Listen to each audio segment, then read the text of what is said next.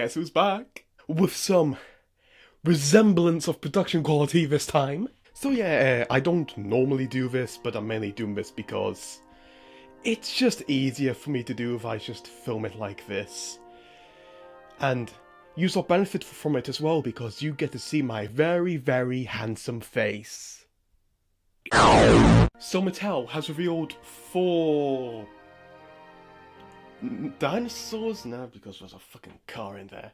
4 products for Jurassic Park's 30th anniversary. And I really like them. When I found out that there was going to be a Beyond the Gates video today, I was expecting it to mainly just be the Red Rex, because that was leaked earlier this week thanks to Amazon. Isn't that like the 3rd time this month something has leaked from Amazon? Like Jurassic World-wise. Amazon, get your shit together, man. The entire purpose of this line is to harken back to the original Kenner toys. And not just the Kenner toys from Jurassic Park, but also from the Lost World as well. Because there's features from both the Jurassic Park line and from the Lost World line included in these toys, which I think is really interesting and really good.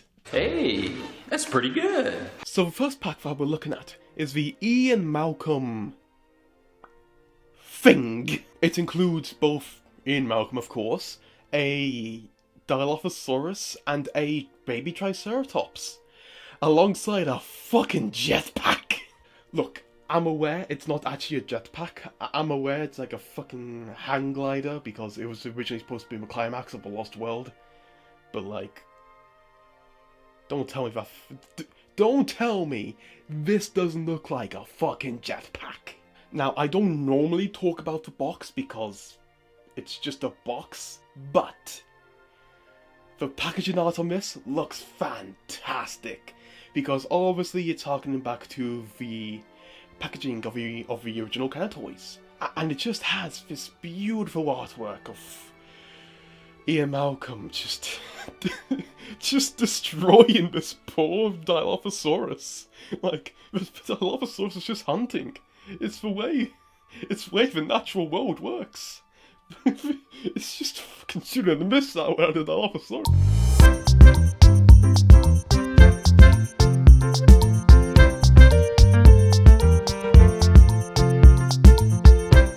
Stuff that you lot actually care about, which is the toys.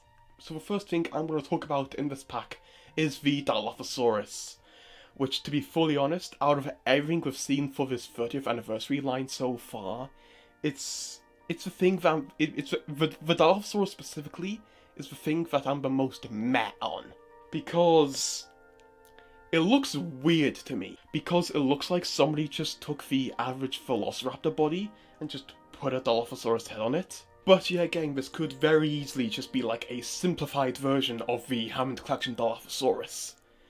But I wouldn't know because I don't have one. Now, I would have liked this set more if the Dilophosaurus in this set was the one where you squeeze its belly and it pooms out water. But you know, they have to think about budget, so maybe it was a budgeting issue. And to be as expected with a Mattel toy, the toes aren't painted over claws. But considering how much you get inside this pack, I can pass it off. So yeah, the Dilo's fine, it's not great, it's not terrible in my opinion. It's just there. Now, the next image that I have is just of the rocket launcher. I love how absurd the original Kenner toy weapons were. Because it's just like, ah yes, here's a normal man, here's a dinosaur, and here's just a massive rocket launcher.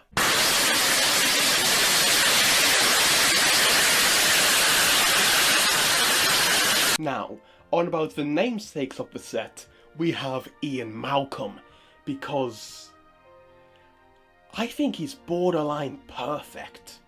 Because Mattel isn't great at capturing the likeness of actual people. Like, none of their human toys have really screamed the actors to me. But They captured the likeness of the original Kenner toys perfectly in the faces. Like, that face to me reminds me exactly of the original Kenner toys.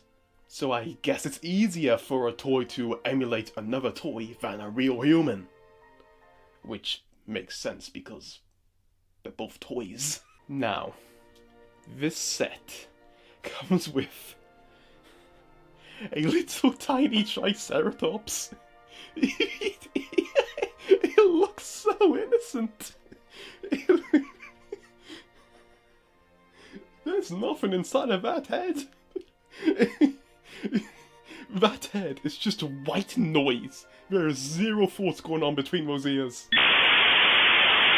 And also, a thing that I didn't mention is that both of the dinosaurs come with capture gear. Yeah, the 30th anniversary line has more capture gear than Dinosaur Escape. Now, in the wide product shot, we get a very good look at the glider. And the glider looks like something Batman would use. It looks like something straight out of, like, the Tim Burton Batman movies. Like, I really like it. Because this is obviously, like, harkening back to the Lost World Ian Malcolm, I think. With some glider, because I think the original climax of the Lost World was them being attacked by Pteranodons and he had to, like, use a glider to escape. I think this is really cool, because I get the chance to pick up a Ian Malcolm, strap a fucking glider on him, and just toss him across the bedroom. Just casually murder him. I can finally feed my pterosaurs. Now, next up, we have the Alan Grant pack, which isn't as ridiculous or as funny as the Ian Malcolm one, but I like it. I still really like it. Now, once again, I just want to mention this beautiful art. I mean, like, that just looks like a legitimate piece of art that, like, an artist would draw. It doesn't really look like a product. That looks like actual art. Now, the personal highlight of this set to me is actually the dinosaur, because I really like this Gallimimus. Because this Gallimimus is once again harkening back to the original Kenner toy, which is like blue and orange with a little red stashed on there. Now, this is a lot better than Mattel's last attempt at a Kenner Gallimimus. Because for this Gallimimus, it seems to be 3 different layers of colour. You have the base one, the red one, and then the blue one on the top.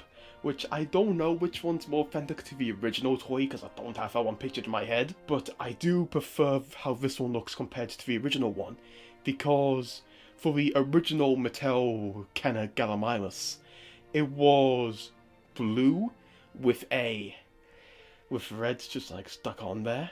Actually, I can get it out because I have it on my shelf. This is the advantage of having being able to show myself, because I can grab stuff off my shelves. Yay! So this is Mattel's first attempt at a Kenner Gallimimus. Now, you lot can't see it because it's over here and I can't be bothered to mess around with the focus. But yeah, now that I'm holding it in my hand, it's very much like blue first and then red on top of it. Meanwhile, the new one, it's red first and then blue on top of it. And also, I noticed something strange, because the Ian Malcolm pack, they just used a regular Dilophosaurus. But the Gallimimus, they don't use the basic one. They're using the one that has an action feature, where, like, you press a button on its back and it's supposed to run.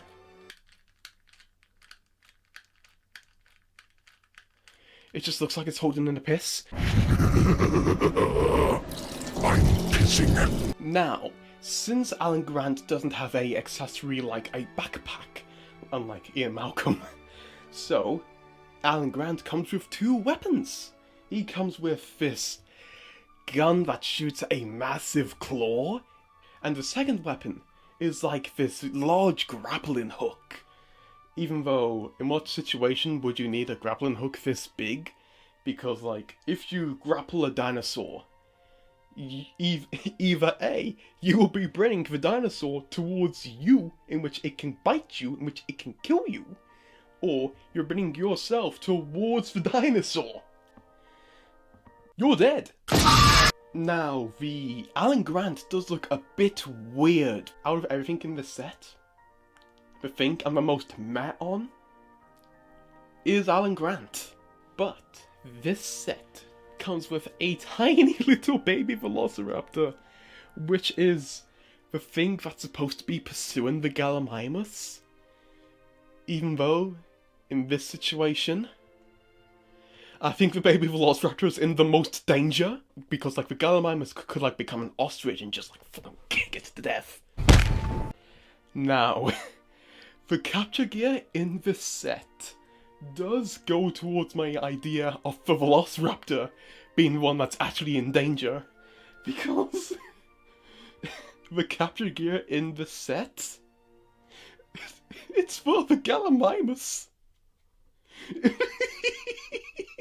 It has restraints for its legs, which I presume in the toy maker's mind is like, oh, it's so it doesn't run away. But like, to me, it's like, oh, it has restraints on its legs so it doesn't fucking kick you to death. But yeah, I think it's like a neat little set. I do prefer the Ian Malcum one, but like, I like it, I'll get it. Now, breaking off from the humans, we have this fucking thing. We have a vehicle alongside a dinosaur. Now, I don't really have that much to say about the vehicle, because it's just a pickup truck. It's just Ironhide. I hope this thing doesn't get shot in the back.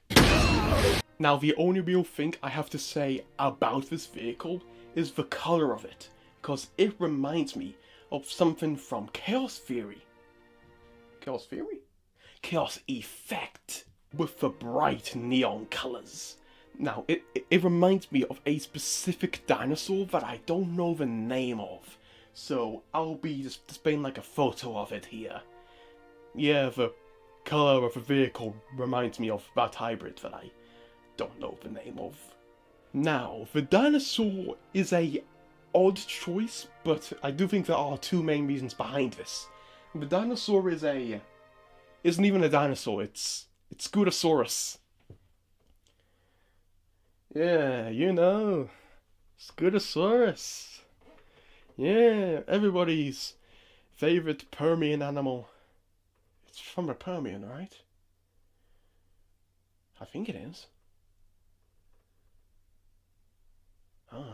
Now, packaging a Scrotumosaurus with a vehicle is a odd choice because you would be expecting like, ooh, maybe a Pachycephalosaurus, or maybe a Triceratops, because they have a mini Triceratops, because I'm looking at one right now and it's from the battle damage and it's small, it could fit, but no, let's go with Scrotumosaurus. But I do think it is mainly here for two reasons, and the first reason is that I think there was a kind of Scrotumosaurus, but I don't know when it was released. But Mattel did also make a Scrotumosaurus earlier, and I do think it was reasonably hard to find. This is like, ooh, let's take this really obscure dinosaur that's hard to find and quite rare and probably quite expensive, and like re-release it so people can actually get their hands on it. That wouldn't be a problem if you actually had good distribution. Now, the last reveal we have for the 30th anniversary line is the big red Rex. I really like it. Now, this red Rex is obviously acting as two things. It's both based off the original planned design for the movie, which I actually didn't know that until I watched the Beyond the Gates video. And of course, it's acting as a repaint for the original kind of T-Rex. Which is like, I'll fully admit, this is my favourite colour of like a red Rex in like any franchise or dinosaur media or whatever. This is my favourite T-Rex colouring. Why can't we have more T-Rex? Why can't we have more T-Rexes that look like this? Why do they all have to be beige and grey? And of course, while it's a repaint... Is it a repaint? No, I think it's a new mould. think it is a new mold. So while of course it has the paint of the original Red Rex, of course like harkening back to the original Red Rex, it also has the features of the Bull Rex. So yeah, I really like how they're combining the colourings of the original Red Rex alongside the more iconic feature of the Bull Rex. I like it.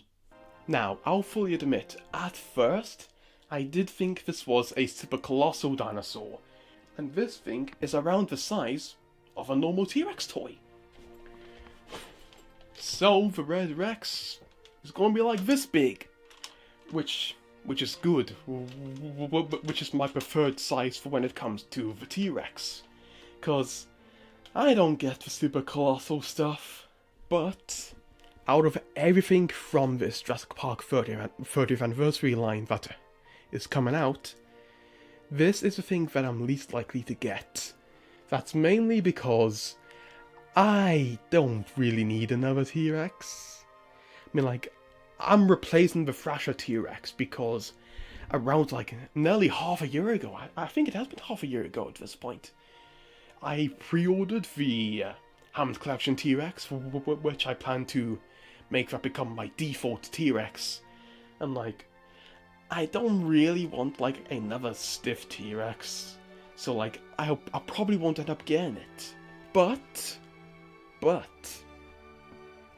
for the Hammond Collection stuff for this year, we are getting another T-Rex, which is of course a repaint of the T-Rex I got last year. Now, people are thinking like, oh, it's the bull, oh, it's the doe, yes, doe, the fucking Simpsons doe. Now, I'm personally hoping that it's a Red Rex. I personally really want a Hammond Collection Red Rex. Just imagine how fucking good that would be. Like, if I got that, that would become my default T-Rex. But if the Hammond Collection T-Rex this year isn't a Red Rex, I'll probably end up getting this one. So yeah, that was the 30th anniversary line so far. We do have one more thing coming for this line from Beyond the Gates, because there could be more stuff that just gets revealed normally on like Twitter. But next month's Beyond the Gates is revealing yet another 30th anniversary toy. So, what 30th anniversary toy would be big enough to warrant its entire section to itself? So what I might be thinking is that maybe, just maybe, next month's Beyond the Gates reveal is maybe Mattel's version of the Command Compound. Or maybe just like the Jurassic Park gate in general. To be honest, I would be happy either way. Because like, I've never had a Jurassic Park gate. I didn't grow up in 1993. I never encountered any of this kind of stuff. I've never had a Jurassic Park gate. So like, I would love to have one, just to have a Jurassic Park gate. How fucking great would that be? But I could very easily be wrong, and it could be like a repaint of a Brachiosaurus or something. Michael! Don't leave me here! So, do I have that much else to say? No. I think I'll end this here.